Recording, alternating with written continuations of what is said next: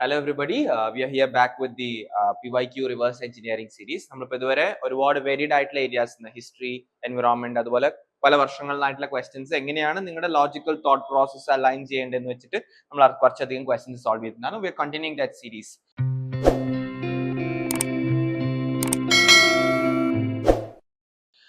നമുക്ക് നോക്കാം ഇന്നത്തെ first question with regard to water vapour. Okay, which of the following statement are correct? ഏതൊക്കെയാണ് correct എന്ന് ചോദിച്ചിരുന്നത്. രണ്ട് സ്റ്റേറ്റ്മെന്റ് തന്നിട്ടുണ്ട്. First statement, it is a gas that amount which decrease with altitude. അവർ പറയുന്നത് എന്താണ്? ഇറ്റ് ഈസ് എ ഗ്യാസ്, അതൊരു gas ആണ്. അതിന്റെ amount, that amount which decrease with altitude. Altitude കൂടുന്നതിനനുസരിച്ച് അതിന്റെ എന്ത് ചെയ്യുന്നുണ്ട്? എമൗണ്ട് കുറയുന്നുണ്ട്. Okay, it percentage is maximum at pole. ഇവിടെയാണ് മാക്സിമം എന്നാണ് ഈ പറയുന്നത്. ഇത് ആക്ച്വലി ബേസിക് NCERT ആണ്, ജോഗ്രഫിയുടെ അടിസ്ഥാനമാണിത്. ഓക്കെ, ഇതിനകത്ത് ഫസ്റ്റ് പറയാനുള്ളത് വെച്ച് കഴിഞ്ഞാൽ it percentage is maximum at pole. നമുക്കറിയാം വാട്ടർ വേപ്പറിന്റെ മാക്സിമം എപ്പോഴും എവിടെ ആയിരിക്കും? ഹ്യൂമിഡ് റീജിയനിലായിരിക്കും. പോൾ ഒരു ഹ്യൂമിഡ് റീജിയൻ അല്ല, സ്വാഭാവികമായിട്ടും അത് തെറ്റാണ്. ഇനി നിങ്ങൾക്ക് ഇത് എവിടെയാണെന്ന് അറിയാൻ പാടില്ലെങ്കിലും പോളിലല്ല എന്ന് നമുക്ക് പറയാൻ പറ്റും. കാരണം വാട്ടർ വേപ്പറിന്റെ കപ്പാസിറ്റി കൂടുന്നതിന്റെ ഹ്യൂമിഡിറ്റി അനുസരിച്ചാണ്. ഓക്കെ, ഹ്യൂമിഡ് റീജിയനിൽ. So 2 is wrong. So B നമുക്ക് തെറ്റാക്കാം. ഫസ്റ്റ് എന്ത് പറയുന്നത് ജസ്റ്റിസോ? It is a gas the amount of which decreases with altitude. അപ്പൊ ഫസ്റ്റ് ക്വസ്റ്റ്യൻ ശ്രദ്ധിക്കേണ്ടത് വെച്ചിട്ടുണ്ടെങ്കിൽ വാട്ടർ വേപ്പറിന്റെ രണ്ട് വേരിയേഷൻസ് ആണ് ഇവർ ചെക്ക് ചെയ്യുന്നത്. അതായത് ഒന്ന് ലാറ്റിറ്റ്യൂഡിനൽ വേരിയേഷനും ഒന്ന് ഓൾട്ടിറ്റ്യൂഡിനൽ വേരിയേഷനും. ഓക്കെ, ലാറ്റിറ്റ്യൂഡിനൽ വേരിയേഷൻ നേരത്തെ അൽതാഫ് സാർ പറഞ്ഞ പോലെ തന്നെ നമ്മുടെ ഒരു കോമൺ ഒബ്സർവേഷൻ ആലോചിക്കാം. ഇതിപ്പോ ഈ പോൾ അല്ലെങ്കിൽ പിന്നെ ഇവിടെ നമുക്ക് എന്താ വെക്കാൻ പറ്റുക? ഇക്വേറ്റർ. ഇനി it's percentages maximum at equator ആണോ better, it's percentages maximum at pole ആണോ better? At any day equator ആണ്, കാരണം നേരത്തെ പറഞ്ഞ പോലെ തന്നെ ഹ്യൂമിഡിറ്റി എന്നുള്ള aspect. Similarly it is a gas the amount of which decreases with altitude. അപ്പൊ ഡിക്രീസസ് ഓൾട്ടിറ്റ്യൂഡ് എന്ന് പറഞ്ഞാൽ ഓൾട്ടിറ്റ്യൂഡ് കൂടും തോറും വാട്ടർ വേപ്പർ എന്ത് ചെയ്യുന്നുണ്ട്? കുറയുന്നുണ്ട്. നമ്മുടെ കോമൺ ഒബ്സർവേഷൻ ആലോചിച്ചാൽ മതി. നമുക്ക് മഴയൊക്കെ കിട്ടുന്നത് വളരെ എന്താണ് താഴ്ന്ന ഇതിലാണ്, ഒരു 3 കിലോമീറ്ററിനൊക്കെ ഇതിലാണ്. അതായത് അതിനുശേഷം പിന്നെ എന്ത് നടക്കുന്നില്ല, കൺവെക്ഷനും ഇതൊക്കെ ഭയങ്കര കുറവായതുകൊണ്ട് എന്താണ് വാട്ടർ വേപ്പറിന്റെ എമൗണ്ട് എന്താണ്? കുറവാണ്. അപ്പം ഇങ്ങനത്തെ ക്വസ്റ്റ്യൻസ് കിട്ടുമ്പോൾ എനിക്കൊരു ജനറലി നമ്മുടെ ഒരു മൈൻഡ് എങ്ങോട്ടാണ് പോകേണ്ടത്? അവര് തെറ്റിക്കാൻ സാധ്യതയുള്ള ഒരു എലമെന്റിനെ നമ്മൾ പിടിക്കുക. ഈ statement it's percentages either maximum or minimum or poles or equator.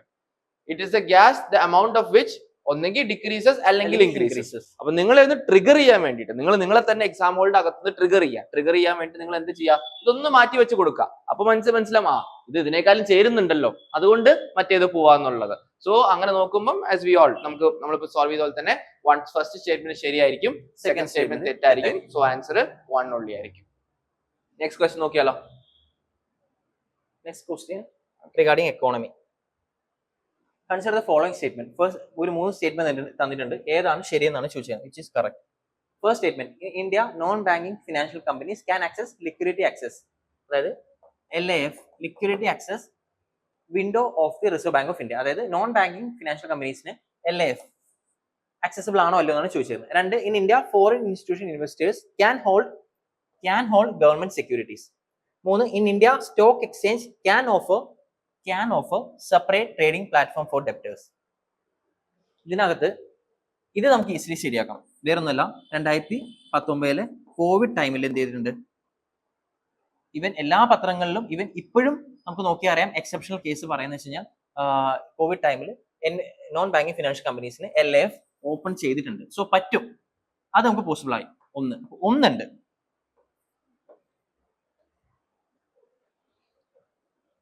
ഇനിയുള്ളത് 1, 2 അല്ലെ 1, 2, 3. ഇതിനകത്ത് 2 നോക്കിയാൽ നിങ്ങൾക്ക് അറിയാൻ പറ്റും. In India foreign institution investors can hold, അതായത് ഒരു പോസിബിൾ സിനാരിയോ ആണ് ഇവർ പറയുന്നത്, എക്സ്ട്രീം അല്ല. 2, in India stock exchange can offer. ഇത് രണ്ടും ഒരു പോസിബിൾ എക്സ്ചേഞ്ച്. നിങ്ങൾക്ക് ഇതിൽ ഒന്നായിട്ട് തെറ്റിക്കാൻ പറ്റില്ല. ഒന്നെങ്കിൽ 2 ശരിയാക്കാം, ഇല്ലെങ്കിൽ 2 തെറ്റാക്കാം. പിന്നെ 2 ബേസിക് എക്കോണമി നോക്കി അറിയാൻ പറ്റും, ഇത് രണ്ടും പോസിബിൾ ആണ്. ഓക്കെ, ഇതാണ് എന്റെ ഒരു ലോജിക്ക്. ജാസിൻ സാറിനെ നമുക്ക് ഈ ക്വസ്റ്റ്യൻ സാർ ഞാൻ പറഞ്ഞതിന്റെ ആഡ് അപ്പ് എന്നാണ്. ഇപ്പൊ നമുക്ക് ഈ ക്യാൻ നോക്കിയാൽ തന്നെ ഇവിടെ എന്തുണ്ട്? ഒരു ക്യാനുള്ള ആക്സസ് ഉണ്ടെന്നുള്ളത്. സോ അവരത് എന്തല്ല ശ്രമിക്കുന്നത്, അങ്ങനെ ഒരു എലമെന്റ് പിടിക്കാനല്ല അവർ ശ്രമിക്കുന്നത്. അപ്പൊ നമ്മൾ പിന്നീട് നമ്മൾ ചിന്തിക്കേണ്ടത്, ഇന്ത്യയിൽ നമുക്ക് പൈസ കിട്ടാൻ നമ്മൾ എന്താ ചെയ്യുക? ഒരു ഡെവലപ്പിംഗ് എക്കണോമി എന്ന രീതിയിൽ നമ്മൾ എന്താ ചെയ്യുക? മാക്സിമം ഏറ്റവും കൂടുതൽ കാശ് ഇങ്ങോട്ട് വരുത്തി നമുക്ക് ഇവിടെ എടുക്കാം. അപ്പൊ അങ്ങനെ നോക്കുമ്പോൾ ഈ സ്റ്റേറ്റ്മെന്റ്സ് ഒക്കെ ഫെസിലിറ്റേഷൻ ഫെസിലിറ്റേഷൻ. അപ്പൊ അതായത് ഇന്ത്യൻ എക്കണോമി ഒന്ന് തുറന്നു വെച്ച് നോക്കിയിട്ടുണ്ടെങ്കിൽ എപ്പോഴും നമ്മൾ അൺടിൽ അൺലെസ് ഈ മണി ലോണ്ടറിങ് അങ്ങനെയുള്ള എക്സ്ട്രീം സാധനങ്ങൾ ഇല്ലാതെ അടുത്തോളം കാലം നമ്മൾ ഓൾമോസ്റ്റ് എല്ലാ കാര്യത്തിലും എന്തായിരിക്കും അക്കോമഡേറ്റീവ് ആയിരിക്കും. അങ്ങനെ ആ ഒരു ഫ്രെയിം വർക്കാണ് നമുക്ക് ഈ ഒരു 3 സ്റ്റേറ്റ്മെന്റിന് കിട്ടേണ്ടത്. ഇനി നമ്മളൊന്ന് ആലോചിച്ച് നോക്ക്, in India non banking financial companies can access the liquidity adjustment facility. ഇവിടെ നമുക്ക് ഓവർ തിങ്കിങ്ങിന്റെ ഒരു പോസിബിലിറ്റി വരാം. കാരണം ഇപ്പോ നോൺ ബാങ്കിങ് അല്ലേ, നോൺ ബാങ്കിങ് ഉള്ളവർ ബാങ്കിങ് സെക്ടർ അല്ലല്ലോ, അവർക്ക് ഇപ്പൊ LAF അങ്ങനെയല്ല. ഇപ്പൊ LAF വിൻഡോയിൽ RBI ഒരു ഫിനാൻസ് ഇറക്കുമ്പോഴത്തേക്കും അല്ലെങ്കിൽ വാങ്ങിക്കുമ്പോഴത്തേക്കും അവിടെ സംതിങ് കോൾഡ് പ്രൈമറി ഡീലേഴ്സ് എന്നാണ് ഉണ്ടാവുക. ഈ പ്രൈമറി ഡീലർ ആയിട്ട് ആർക്കും ആക്ട് ചെയ്യാം. ഇപ്പോ NBFCക്ക് ആക്ട് ചെയ്യാം, അല്ലെങ്കിൽ വേറെ ആർക്ക് വേണമെങ്കിൽ അതിൽ ആക്ട് ചെയ്യാം. സോ അവിടെ നമ്മളൊരു ഓപ്പൺ പോസിബിലിറ്റി കൊടുക്കുക എന്നുള്ളതാണ്. നേരത്തെ സാറ് പറഞ്ഞ പോലെ ഓപ്പൺ ചെയ്ത് വെക്കുക എന്നുള്ളതാണ് മൈൻഡ്. ഇപ്പൊ ഇവിടെ നമ്മൾ ഡയറക്റ്റ് ആയിട്ട് മെറ്റീരിയൽസ് ഒക്കെ നോക്കുമ്പോൾ ചിലപ്പോൾ NBFC കണ്ടിട്ടില്ലായിരിക്കും. ഈ ക്വസ്റ്റ്യൻ സോൾവ് ചെയ്യുമ്പോഴത്തേക്ക് നമ്മൾ എന്താണ് ഷെഡ്യൂൾഡ് ബാങ്കിലാണോ ഇത് NBFC വേറെയാണോ വരികയാണ്, അങ്ങനെ അത്രയും പോകേണ്ട ആവശ്യം വരുന്നില്ല. നമുക്ക് നേരിട്ട് എന്ത് ചെയ്താൽ മതി, ഒരു പ്രൈമറി ഡീലർ ആയിട്ട് ആർക്ക് ആക്ട് ചെയ്യാൻ പറ്റും, NBFCക്ക് ആഡ് ചെയ്യാൻ പറ്റും. Now foreign institutional investors can hold government securities. Now again നമ്മൾ എന്താ ഗവൺമെന്റ് സെക്യൂരിറ്റീസിലേക്കൊക്കെ നമ്മൾ എപ്പോഴും എന്താ ശ്രമിക്കുക, പുറത്തുനിന്ന് പൈസ കൊണ്ടുവരാനാണ് ശ്രമിക്കുക. ഇപ്പൊ നമുക്ക് അറിയുവാണെങ്കിൽ കുഴപ്പമില്ല. ഇപ്പൊ fixed and accessible route, far and accessible route, FIR route എന്ന് പറഞ്ഞ റൂട്ട് ഉണ്ട്. അതായത് 6% ഒക്കെ വരെ നമുക്ക് ഇൻവെസ്റ്റ് ചെയ്യാൻ റൂട്ട് ഒക്കെ ഉണ്ട്. അത് അറിയുകയാണെങ്കിൽ ഓക്കെ. അല്ലെങ്കിൽ എങ്ങനെയാണ് ഇത് ഓപ്പൺ ആക്കി വെക്കുകയാണ് വേണ്ടത്. നമ്മൾ ഗവൺമെന്റ് സെക്യൂരിറ്റീസിൽ ഗവൺമെന്റ് ക്യാഷ് കളക്ട് ചെയ്യാൻ വേണ്ടി എന്ത് ചെയ്യുന്നു, ഫോറിൻ ഇൻസ്റ്റിറ്റ്യൂഷൻ ഇൻവെസ്റ്റേഴ്സ് എന്ത് ചെയ്യുന്നു, ഇൻവെസ്റ്റ് ചെയ്യുന്നത്. Similarly stock exchanges can offer separate trading platform for ഡെപ്റ്റ്. അതായത് ഡെപ്റ്റ് ഇൻസ്ട്രുമെന്റ്സ് ഉണ്ടാവും, ബോണ്ടുകൾ ഉണ്ടാവും, ഡിബെഞ്ചേഴ്സ് ഉണ്ടാവും, ഡെപ്റ്റ് ഇൻസ്ട്രുമെന്റ്സ് ഉണ്ടാവും, അതുപോലെ തന്നെ ഇക്വിറ്റി ഇൻസ്ട്രുമെന്റ്സ് ഉണ്ടാവും. ഇക്വിറ്റി ഇൻസ്ട്രുമെന്റ്സിനെ പോലെ തന്നെ ഒരേപോലെ എന്ത് ചെയ്യാൻ പറ്റും, ഡെപ്റ്റ് ഇൻസ്ട്രുമെന്റ്സ് കൊടുക്കാൻ പറ്റും, സെപ്പറേറ്റ് ട്രീറ്റ് ചെയ്യുന്നുണ്ടാവും. ഓക്കെ. അപ്പൊ ഇവിടെയൊക്കെ നമ്മുടെ ഫിനാൻഷ്യൽ ആർക്കിടെക്ചർ ആണ് അൾട്ടിൽ ആൻഡ് അൺലെസ് ഇപ്പൊ ഒരു എന്താ പറയാ വലിയ ഇതല്ലെങ്കിൽ ഇഷ്യൂ ഉണ്ടാക്കുന്ന ഒരു സാധനം അല്ലെങ്കിൽ എന്ത് ചെയ്യാണ് കൊടുക്കേണ്ടത്, ഫെസിലിറ്റേറ്റ് കൊടുക്കാനാണ് ചെയ്യേണ്ടത്. അങ്ങനെയാണ് 1991 ശേഷം നമ്മൾ നമ്മുടെ എക്കണോമിനെ ഓപ്പൺ ചെയ്തിട്ടുള്ളൂ. Okay, so in that context നമുക്ക് ആൻസർ എന്ത് ചെയ്യാം, 1, 2, 3. സോ നെക്സ്റ്റ് ക്വസ്റ്റ്യൻ, ഇതും ഒരു ബേസിക് എക്കോണമിയാണ്. With reference to Indian economy, collateral borrowings and lending obligation are the instrument of. 4 instrument തന്നിട്ടുണ്ട്. ഇതിൽ ഏതാണ് ഈ പറഞ്ഞേക്കുന്ന കാര്യങ്ങൾ എന്ന് ചോദിക്കുന്നത്. ഇത് നിങ്ങൾക്ക് കറണ്ട് അഫയേഴ്സിൽ നിന്ന് കിട്ടാം, അതല്ലെങ്കിൽ NCERT നിന്ന് കിട്ടുമെന്ന് പറയുന്നില്ല. ബട്ട് എക്കണോമിക് സർവേ, ബഡ്ജറ്റ് പോലെയുള്ള നോക്കുവാണെങ്കിൽ നിങ്ങൾക്ക് അതിൽ നിന്ന് ചെയ്യാൻ പറ്റും. പക്ഷെ ഇതൊന്നും വേണ്ട, പകരം ബേസിക് ഡാറ്റ ഉണ്ടല്ലോ എക്കണോമിക്സിന്റെ, അതായത് മണി മാർക്കറ്റ് അല്ലെങ്കിൽ ക്യാപിറ്റൽ മാർക്കറ്റ്, ഇത് വെച്ച് നമുക്ക് ചെയ്യാൻ പറ്റും. അതായത് ഇപ്പം bond market, forex market, stock market, money market, പിന്നെ അത് നോക്കി അറിയാം. ഇത് 3ഉം സിംഗിൾ കാറ്റഗറിയിൽ വരുന്നതാണ്. ഓക്കെ, ഓടായിട്ട് നിൽക്കുന്ന ഒരൊറ്റ കാര്യമുള്ളൂ ഇത്.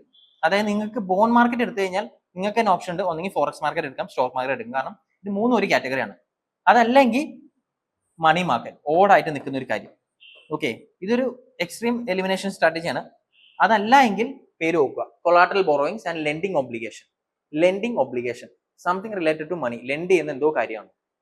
അങ്ങനെ നമുക്ക് എന്ത് ചെയ്യാം, മണി മാർക്കറ്റ് എടുക്കാം. ഇതാണ് പ്യൂർലി നമുക്ക് ഇപ്പം ബേസ് വെച്ച് നമുക്ക് ചെയ്യാൻ അടപ്പന്നുള്ളൂ. നമുക്ക് ഇപ്പം ബോറോയിങ് ആൻഡ് ലെൻഡിങ് ആയിട്ടുള്ള ഒബ്ലിഗേഷൻസ് ക്ലോസ്ലി എന്തായിട്ട് റിലേറ്റഡ് ആണ്, മണി മാർക്കറ്റ് ഇൻസ്ട്രുമെന്റ്സ് ആയിട്ട് ബന്ധപ്പെട്ട് വരുന്ന കാര്യങ്ങൾ തന്നെയാണ്. സോ ഐ തിങ്ക് സേഫ്ലി ആ പേരിൽ നിന്ന് നമുക്ക് എന്തിലേക്ക് എത്താം, മണി മാർക്കറ്റ് ക്ലോസ്ലി. ഇപ്പൊ ബോണ്ടിൽ ഇതൊന്നോ അങ്ങനെയല്ല നമ്മൾ പറയുന്നത്, പക്ഷെ മണി മാർക്കറ്റ് ഇൻസ്ട്രുമെന്റ് ആയിട്ടുള്ള ബോറോയിങ് ലെൻഡിങ്ങിൽ കൂടുതൽ എന്താ റിലേറ്റഡ് ആയിട്ട് വരുന്നത് ഏതാണ്, മണി മാർക്കറ്റ് ആണ്. So we can go with that answer എന്ന് എനിക്ക് തോന്നുന്നു. So answer is C. So next question എന്ന് പറയുന്നത്, കൺസിഡർ ദ ഫോളോയിങ് സ്റ്റേറ്റ്മെന്റ്. കുറച്ച് സ്പീഷീസ് തന്നിട്ടുണ്ട്. How many of the above poisonous species among them. ഇതിൽ ഏതൊക്കെയാണ് പോയ്സണസ് ആയിട്ട് ഉള്ളതെന്നാണ് ചോദിക്കുന്നത്. UPSC എല്ലാ പ്രാവശ്യവും ചോദിക്കുന്ന ഒരു മോഡൽ തന്നെയാണ്, പക്ഷെ വേറെ രീതി ചോദിച്ചെന്നുള്ളൂ. ഓക്കെ, സാധാരണ അവർ ചെയ്യുന്നത് വെച്ച് കഴിഞ്ഞാൽ ഇതാണ് ചെയ്യാറ്. അവര് സം എന്നിടും. ഇത് നമ്മൾ എല്ലാ വർഷവും കാണുന്നതാണ് ഈ പാറ്റേൺ. ഇതിൽ നമ്മൾ എന്താ ചെയ്യാറ് സാധാരണ, some of the butterflies, some of the fish, some of the frogs. ഇതിനകത്ത് ഏതൊക്കെയാണ് പോയ്സണസ് ആയിട്ടുള്ളത്?